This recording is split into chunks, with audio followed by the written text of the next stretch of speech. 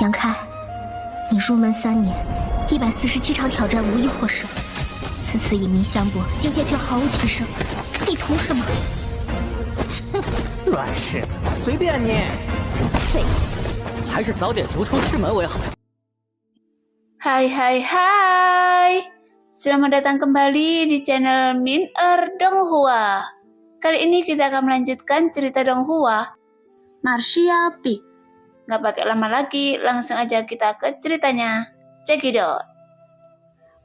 Setelah Yang Ke dengan santai melaporkan nama beberapa tanaman obat, penjaga toko tampak malu, mengangguk dan berkata, lingkungan pertumbuhan bahan obat ini cukup keras, juga sangat langka dan berharga. Saya benar-benar tidak memilikinya di toko ini, karena tidak mudah mendapatkannya.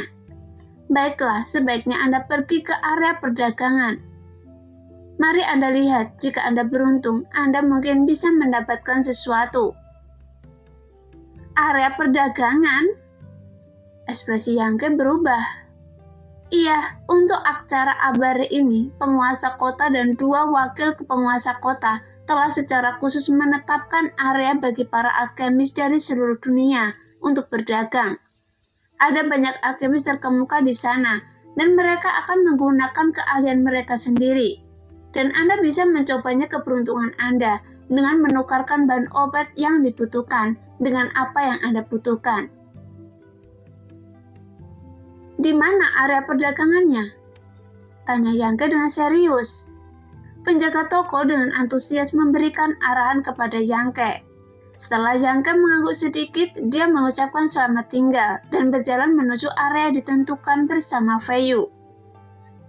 Setengah jam kemudian, Yang Ke melihat ke lapangan kosong dan pemandangan hidup di depannya. Yang Ke tidak bisa menahan senyum penuh pengertian. Apa yang mengingatkan Anda pada hal itu? Fei Yu tidak bisa menahan diri untuk bertanya ketika dia melihat senyuman anehnya. Saya ingat beberapa kejadian masa lalu di sekte saya sebelumnya. Yang Ke menjawab dengan santai. Jelas, pemandangan hidup yang familiar di depannya dengan kios jalanan yang tak terhitung jumlahnya dan orang-orang yang mendirikan kios jalanan mengingatkannya pada pasar perdagangan Haifeng, tempat 3 faksi pavilion Lingzhou, menara Feng Yu dan geng perang darah ketika dia masih sangat lemah. Metode dan pemandangan perdagangan semacam ini membuatnya mereka ramah dan dia sepertinya memiliki ilusi untuk muncul kembali di masa lalu. Namun kawasan perdagangan ini tidak dikelilingi oleh hutan dan tidak ada murid elit dari ketiga sekte tersebut. Melihat sekeliling, Yang Ke terkejut saat mengetahui bahwa banyak pemilik kios di sini adalah alkemis. Mereka menggantungkan papan nama alkemis di dada mereka untuk menunjukkan identitas mereka. Tapi ada juga yang tidak. Mereka semua harus menjadi pejuang yang kuat. Mereka mendapat bahan obat yang bagus saat berpetualang di luar dan menunggu pembeli di depan kios. Karena ada orang yang membeli dan menjual barang, pemandangannya menjadi sangat meriah. Beberapa orang bahkan memasang tanda meminta bantuan dari alkemis dalam memberikan ramuan. Sepertinya, segala sesuatu di sini pada dasarnya berhubungan dengan bahan obat dan ramuan, sehingga ada aroma obat yang kuat di udara. Yang Ke mengangkat kepalanya dan berjalan masuk, dengan cermat memeriksa setiap kios. Bagaimanapun ini sangat bermanfaat baginya, karena bahan obat yang tidak dapat ditemukan di dunia pada dasarnya dapat ditemukan di sini. Sebagian besar penjual tidak memiliki persyaratan khusus dan pada dasarnya dapat membelinya dengan kristal. Dan Yang Ke juga memiliki banyak kristal. Meskipun sebagian besar kristalnya diserahkan kepada klan iblis kuno, sisanya masih merupakan kekayaan besar. Setelah tawar-menawar dengan penjual, Yang Ke segera membeli beberapa bahan obat. Dalam proses ini, Fei Yu memainkan peran besar. Yang Ke tidak pernah tahu bahwa perkataan bibinya ini cukup tajam. Dia akan membunuh tanpa ampun dan memamerkan penampilannya, yang seringkali membuat para penjual bersedia menerimanya dengan harga murah. Setelah setengah hari, Yang Ke memanen beberapa bahan obat berharga yang semuanya diperlukan baginya untuk menyempurnakan pil suci. Dan Yang Ke sangat puas. Saya membantu Anda menyimpan banyak kristal. Bagaimana Anda bisa berterima kasih pada saya? Fei Yu masih memegang lengan Yang Ke dan bertanya sambil tersenyum. Saya akan mentraktir Anda minum, jawab Yang Ke perlahan. Mata indah Fei Yu berbinar dan dia berkata dengan gembira. Keponakan kecil, Anda benar-benar pandai membuat bibimu bahagia. Tapi jangan mabuk. Jika tidak, saya akan mengajukan keluhan saat Paman Changyan dan yang lainnya kembali. Saya tahu. Fei Yu merutkan bibirnya. Saat dia berbicara, tiba-tiba terdengar seruan dari jauh, seolah-olah sesuatu yang buruk telah ditemukan. Pada saat yang sama, Yang Ke dengan jelas merasakan ada aroma samar di udara. Aroma itu masuk ke hidungnya, menyegarkan dan sejuk, yang membuat orang merasa segar. Mata Yang Ke dan Fei Yu berbinar secara bersamaan, dan mereka saling melirik, mengetahui bahwa harta karun telah muncul. Memalingkan kepalanya untuk melihat ke arah tempat suara itu berasal. Dia menemukan bahwa sudah ada 3 lantai di dalam dan 3 lantai di luar. Suara kekaguman terus datang dari sana, melalui celah kerumunan. Yang Ke masih bisa melihat cahaya semekar di tengah kerumunan orang. Pergi dan lihat, kata Fei Yu sambil memegang Yang Ke dan berjalan ke sana. Namun mereka berdua lama berdesak-desakan dan tidak berhasil masuk. Sebaliknya, jadi yang terdengar terus-menerus adalah teriakan dari kerumunan. Saudaraku, bagaimana cara menjual barang ini? 10 pil suci. Sebuah suara yang agak tua keluar, sehingga para penonton hanya bisa menghela nafas dalam-dalam. Saudaraku, apakah ini terlalu mahal? Ramuan suci tidak bisa dimurnikan begitu saja. Hanya ada segelintir orang di dunia yang bisa memurnikan ramuan suci. Tapi Anda membuka mulut dan meminta 10. Bukankah ini agak keterlaluan? Bisakah saya menggunakan bahan obat atau batu kristal lain? Apakah harta rahasia berhasil? Saya memiliki beberapa harta spiritual bermutu tinggi di sini. Anda dapat memilihnya. 10 pil suci. Saya hanya ingin 10 pil suci. Jika Anda tidak memiliki pil suci, silakan pergi. Saudaraku, mohon bersikap akomodatif. Jangan terlalu tidak manusiawi. Apa-apaan ini? Apakah benda ini bernilai 10 ramuan suci? Itu hanya lelucon. Menurut saya orang ini gila karena miskin.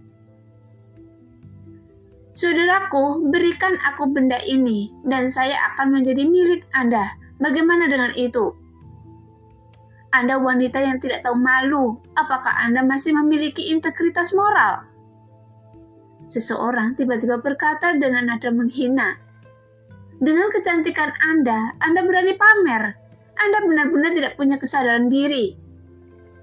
Itu bukan urusan Anda, jawab wanita itu. Sekarang kebisingan tiba-tiba menyebar dan pemandangan menjadi semakin kacau. Pergi! Teriakan marah bergema di langit dan semua orang terdiam sesaat. Gendang telinga semua orang berdengung. Para prajurit dengan kekuatan lebih rendah bahkan mengeluarkan darah dari lubang telinga mereka. Jelas keributan itu membuat penjualnya sedikit marah. Saya tidak ingin mengatakan hal yang sama untuk kedua kalinya. Jika Anda tidak memenuhi persyaratan saya, silakan pergi dari sini. Tingkat ketiga alam transenden. Teriakan pelan terdengar dari kerumunan. Aura samar yang terpancar dari penjual membuat semua orang menyadari betapa kuatnya dia. Bahkan beberapa orang yang ingin mengambil keuntungan menggelengkan kepala dan menghela nafas, kemudian perlahan mundur. Sekilas penjual ini adalah orang yang tangguh, salah satu orang galak yang menjilat darah di ujung pisau. Jika Anda memanfaatkan orang seperti itu, Anda ditakdirkan untuk tidak mendapatkan akhir yang baik. Namun masih banyak orang yang bertahan dengan sungguh-sungguh berusaha menawar dengan penjual. Hanya saja penjual itu menggelengkan kepalanya dan bersikeras pada harga 10 ramuan suci tanpa melepaskannya. Lambat laun, semakin dekat orang yang berada di depan kios dan akhirnya menjadi sepi. Yangke dan Fei Yu akhirnya sampai di depan kios. Setelah melihat apa yang ada di depan mereka dengan jelas, ekspresi mereka terkejut. Di depan penjualnya diletakkan sebuah teratai es seukuran telapak tangan. Tampaknya diukir dari kristal es, namun memancarkan vitalitas. Dan teratai ini sedang mekar. Dan teratai segar dan lembut dan aroma samar perlahan terpancar dari teratai es ini. Setelah keluar, Yangke dan Fei Yu merasa rileks dan pemikiran mereka menjadi lebih tajam dari biasanya. Harta karun yang langka. Yangke segera menyimpulkan. Teratai salju Bingxin, seru Feng Yu dan perlahan menjongkok. Matanya yang indah memandangi teratai es dan dia menghirup udara dingin. Bukankah ini berumur 10.000 tahun? Begitu kata-kata ini keluar, ekspresi Yangke berubah. Bagaimanapun dengan ribuan tahun, adapun jenis bahan obatnya, bahkan bahan obat yang paling rendah sekalipun. Jika dapat tumbuh selama 10.000 tahun, itu adalah harta yang tak ternilai harganya. Apalagi teratai es ini sekilas tidak biasa. Ekspresi penjual Fujin Fupo juga sedikit bergerak. Dia mengangkat matanya untuk melihat ke arah Fei Yu, mengangguk sedikit dan berkata, "Akhirnya, seseorang yang mengetahui barangnya ada di sini." Fei Yu mengatupkan bibirnya dan tersenyum. "Bukan saya mengetahui hal itu. Ada beberapa dari orang-orang yang baru saja mengetahui hal itu, tetapi mereka menolak untuk mengatakan yang sebenarnya." Jelas, jika Anda menginginkan barang ini, tentu saja Anda tidak akan dengan sengaja melebih-lebihkan nilainya. Anda pasti ingin memanfaatkan penjual yang malang itu. Benarkah? Saya hanya bisa menukarnya dengan 10 pil suci. Fei Yu bertanya dengan lembut. Penjual itu mengangguk sedikit.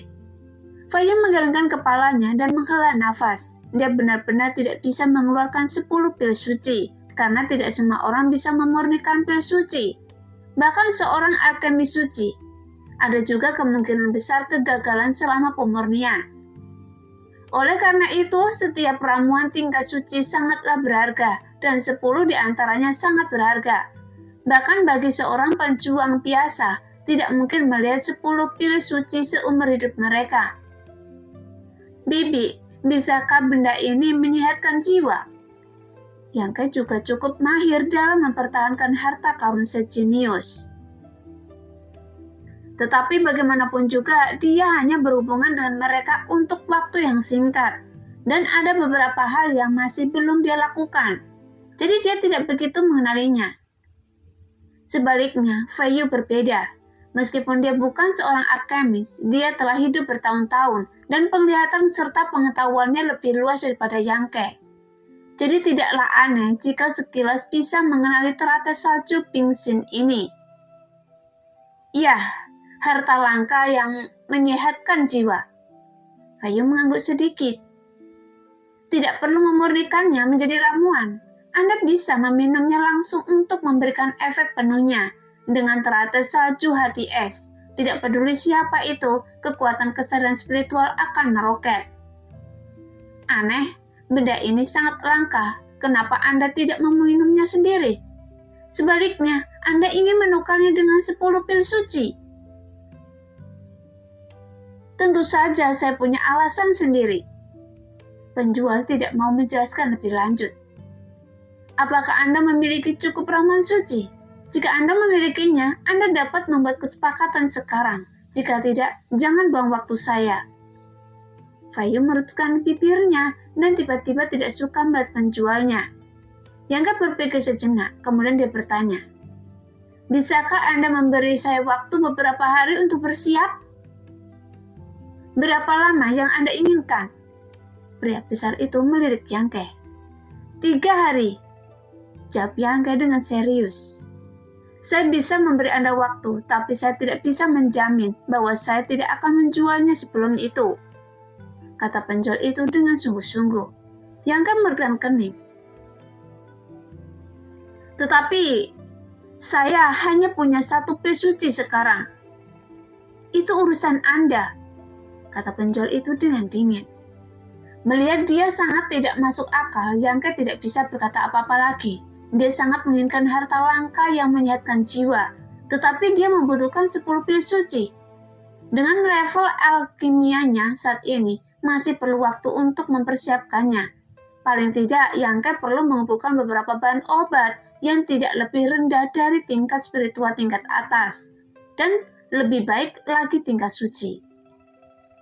Ditambah dengan memurnikan formasi spiritual dan susu roh 10.000 obat, Yangke yakin bahwa dia dapat memurnikan 10 pil suci dalam 3 hari. Tentu saja, harga yang harus dibayar juga akan sangat besar, dan banyak sekali bahan yang mungkin terbuang percuma. Ketika dia mempertimbangkan apakah akan melakukan ini, seseorang tiba-tiba berjongkok di sampingnya. Jadi Yangke berbalik dan menemukan bahwa ini adalah seorang pemuda tampan yang seumuran dengan dirinya. Pengunjung itu juga melirik Yangke, namun saat mata mereka bertemu, kedua belah pihak melihat sedikit keterkejutan. Dengan kekaguman di mata satu sama lain, karena semua orang merasa kekuatan lawannya tidak rendah. Fei Yu juga memiliki cahaya aneh di matanya yang indah dan menatap pemuda itu beberapa kali. Pria itu tersenyum lembut dan sedikit jahat. Sepertinya tiba-tiba seluruh dunia menjadi cerah. Teratai salju hati es ini cukup bagus. Pemuda itu mengalihkan pandangannya dan mulai memperhatikan harta karun eksotis di depannya. 10 pil suci. Penjual masih mengutip harganya dengan ekspresi acuh tak acuh. Iya, saya menginginkannya. Pemuda itu mengangguk sedikit. Yangke dan Fei Yu tampak terkejut dan penjual itu sepertinya memandangnya dengan tidak percaya. Mengerutkan kening dan berkata, "Beri saya 10 pil suci dulu dan benda ini akan menjadi milik Anda." Dia jelas tidak percaya pemuda seperti itu bisa memberikan 10 pil suci sekaligus. Pemuda itu tersenyum tipis dan mengeluarkan tas Qian Kun. "Lihat sendiri, tepatnya ada 10. Jika Anda ingin lebih, tidak ada yang bisa saya lakukan." Penjual melepaskan kesadaran spiritualnya untuk menyelidiki dan tiba-tiba wajahnya menjadi bahagia. Dia berdiri dan melangkah pergi. Segera sosok itu menghilang dan dia begitu rapi sehingga dia bahkan tidak mengucapkan sepatah kata pun. Yangke dan Fei Yu tercengang. Pemuda itu tersenyum sedikit, mengulurkan tangan rampingnya dengan hati-hati dan mengambil teratai salju hati es. Kemudian masukkannya ke dalam tas Qian Kun-nya, dan dia mengangguk ke Yangke dengan ramah. "Maaf, sayang sekali teman, saya tidak mencoba mencuri cinta. Semua orang menginginkan hal-hal yang baik." "Dimengerti." Yangke mengangguk ringan dan tidak bermaksud untuk berdebat dengannya. Karena mau bagaimanapun, Yangke tidak punya cukup chip, dan orang lain bisa memanfaatkannya. "Selamat tinggal," kata pemuda itu dan segera bergabung dengan kerumunan. "Apa latar belakang orang ini?" Fei Yu tersesat untuk waktu yang lama sebelum dia tidak bisa menahan nafas. Dia mengeluarkan 10 pil suci tanpa mengedipkan mata. Dia seharusnya adalah orang yang memiliki latar belakang. Yangke menatap ke arah dia menghilang. Dan dia juga seorang alkemis yang sangat kuat. "Bagaimana Anda tahu?" Fei Yu terkejut. Ada aroma alkimia di ujung jarinya. Itu adalah aroma ramuan tingkat spiritual. Seharusnya ternoda oleh pemurni alkimia selama bertahun-tahun. Mendengar itu, Fei Yu tidak bisa menahan diri untuk tidak menutup mulutnya. "Bukankah itu mirip dengan Anda?" Jelas, mampu memurnikan pi tingkat roh di usia yang begitu muda bukanlah sesuatu yang bisa dilakukan orang biasa. Meskipun Mina juga seorang alkemis tingkat roh tingkat rendah, dia lebih tua dari Yangke. Tapi orang tadi berbeda, dia terlihat mirip dengan Yangke. "Tidak," Yangke menggelengkan kepalanya dengan ekspresi serius di wajahnya. "Mungkin dia lebih kuat dari saya." Fei Yu terkejut dan tidak bisa berkata-kata. Dia awalnya mengira jarang melihat monster seperti Yangke di dunia ini dalam 100 tahun. Tapi sekarang, di kota awan terapung, dia benar-benar bertemu dengan monster lain. Tapi dia anak laki-laki yang cantik, sedangkan saya tidak. Yangke tiba-tiba menyeringai lagi dan merasa sombong. Fei Yu menggelengkan kepalanya karena terkejut. Anda hanya sedikit lebih tampan. Jika dia membiarkan rambutnya tergerai, saya yakin dia akan menjadi gadis cantik. Yangke tertawa beberapa kali. Sungguh menyedihkan bagi seorang pria untuk terlihat seperti ini. Ayo pergi, terus mencari. Jika tidak ada yang baik, kita akan kembali. Yangke melambai. Fei Yu buru-buru mengikutinya dengan tidak puas. Anda setuju untuk mentraktir saya minum? Anda berbohong pada saya. Saya akan membeli anggur dan kembali ke penginapan untuk minum. Tampaknya semua keberuntungan mereka tiba-tiba habis. Mereka berdua keliaran di sekitar area perdagangan selama 2 jam, tanpa menemukan sesuatu yang baik. Ketika Yangke hendak pulang, dia melihat seorang pria mendirikan kios baru dan mengeluarkan beberapa bahan obat langka dari tas Qian Kun miliknya. Sehingga Yangke tidak bisa tidak memiliki beberapa harapan. Pria ini sepertinya adalah seorang alkemis. Dia memiliki papan nama alkemis yang tergantung di dadanya, tetapi dia tidak tahu berapa levelnya, dan bahan obat yang dia keluarkan relatif berharga. Dan itu dianggap harta karun langka. Lihat lagi, Yangke berkata kepada Fei Yu, berdiri di depan kios dan menunggu dengan tenang. Orang-orang di sekitarnya sepertinya telah menyadari perbedaannya di sini, dan segera banyak orang berkumpul di sekitarnya. Bahan obat yang ditempatkan oleh sang alkemis dengan cepat terjual habis, dan bisnis menjadi sangat panas. Para penonton merasa sedikit kecewa saat melihat tas Qian Kun miliknya kosong. Tunggu sebentar, saya punya teman yang akan segera datang. Dia punya banyak barang bagus. Setelah mendengar ini, semua orang yang hendak pergi mau tidak mau menantinya. Sobat, dari mana Anda dan teman Anda mendapatkan harta karun ini? Tampaknya harta itu berumur beberapa tahun. Hei, tidak ada salahnya mengatakannya. Kami tidak sengaja menemukan dunia kecil yang misterius. Tidak ada apa-apa di sana, hanya beberapa bahan obat yang tumbuh. Benda-benda ini dibawa keluar dari sana. Anda sangat beruntung. Orang yang menanyakan pertanyaan itu tampak iri. Jelas ada dunia misterius yang besar dan kecil. Dunia yang misterius tempat tinggal klan iblis kuno relatif besar. Ada juga beberapa ruang yang sangat kecil dengan pintu masuk yang sangat tersembunyi. Mereka dianggap semacam dunia rahasia. Mungkin saja ada harta peninggalan zaman dahulu atau harta karun jenius yang tumbuh secara alami. Atau mungkin tidak ada sama sekali. Itu semua tergantung keberuntungan orang yang menemukan dunia kecil misterius. Meskipun di benua Tongsuan selama bertahun-tahun, banyak pejuang yang telah mencari dunia misterius yang tersembunyi. Masih banyak tempat yang belum ditemukan. Karena dunia misterius ini semuanya adalah tanah perawan yang belum digarap, dan terdapat banyak rahasia tersembunyi di dalamnya. Dan mungkin berisi kekayaan yang menakjubkan.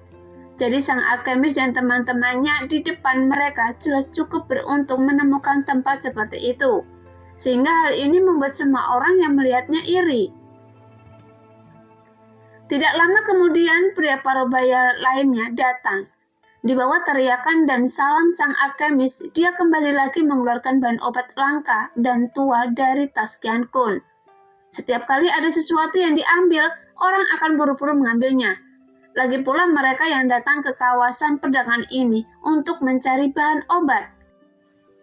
Umumnya, mereka memiliki visi yang lebih profesional dan tentunya tidak dapat melewatkan kesempatan besar tersebut. Sehingga adegan itu hidup dan hidup. Sang alkemis dan teman-temannya sangat sibuk menjual bahan obat dan mengumpulkan batu kristal.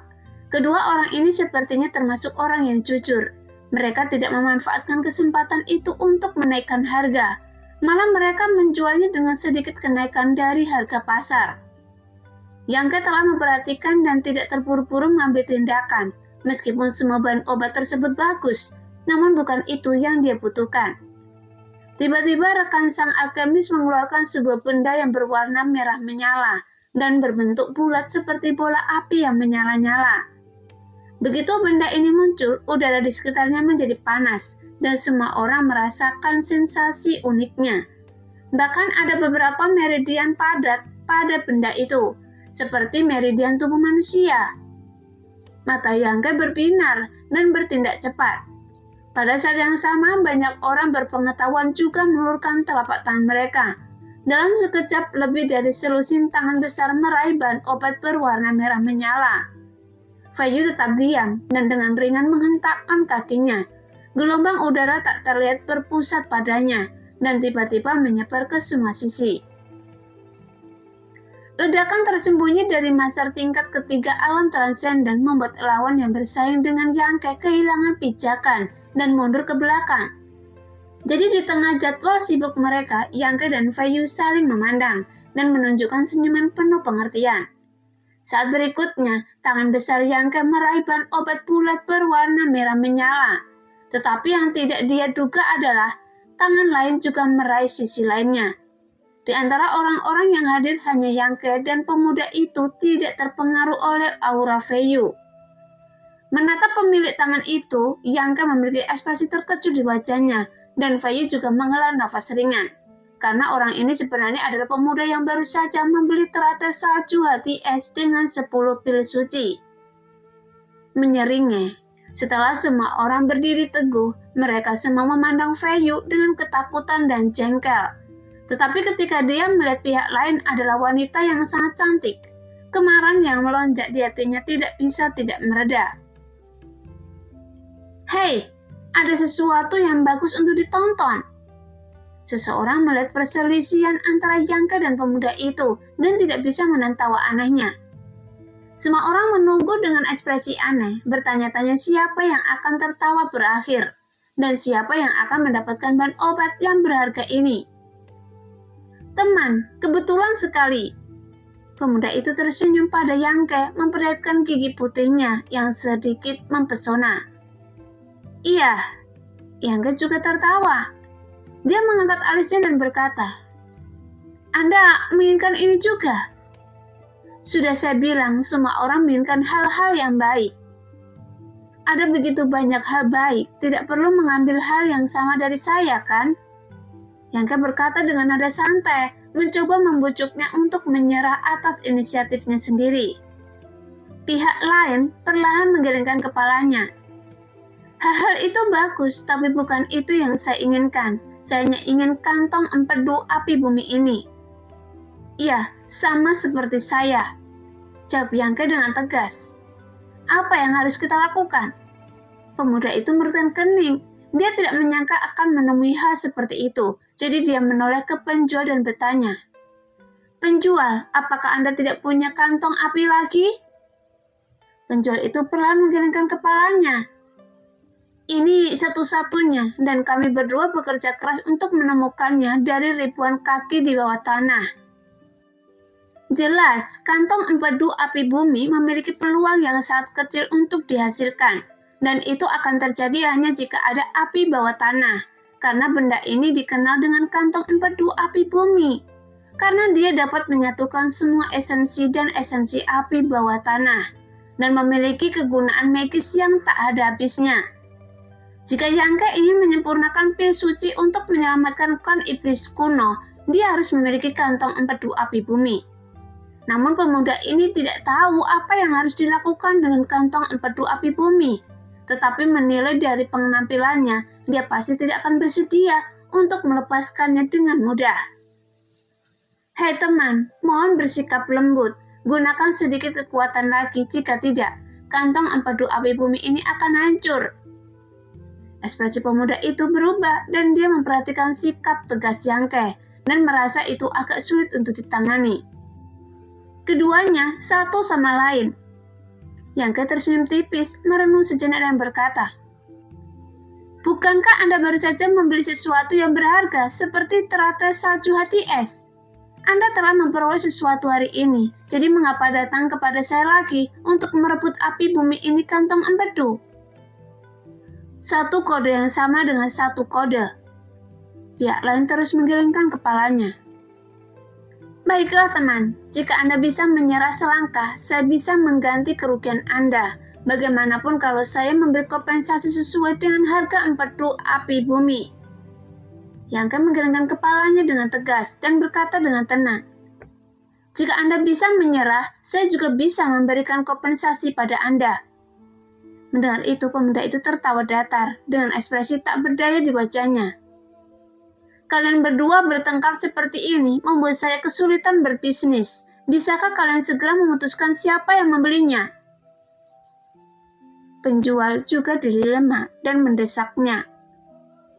Tunggu sebentar, saya akan coba lagi untuk melihat apakah saya bisa meyakinkan teman ini, kata pemuda itu terus terang. Tetapi sebelum dia dapat berbicara, tiba-tiba seorang pria bergegas keluar dari kerumunan.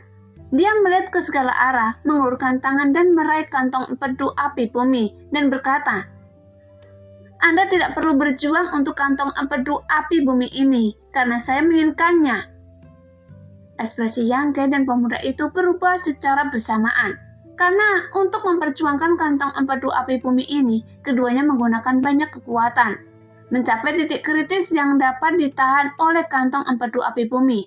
Jika mereka benar-benar mengerahkan kekuatan lebih, kantong empedu api bumi akan segera hancur. Jadi sebelum dia bisa mengulurkan tangannya, Yang Ge dan pemuda itu telah mengambil tindakan secara bersamaan dan saling memukul mundur dengan dua telapak tangan.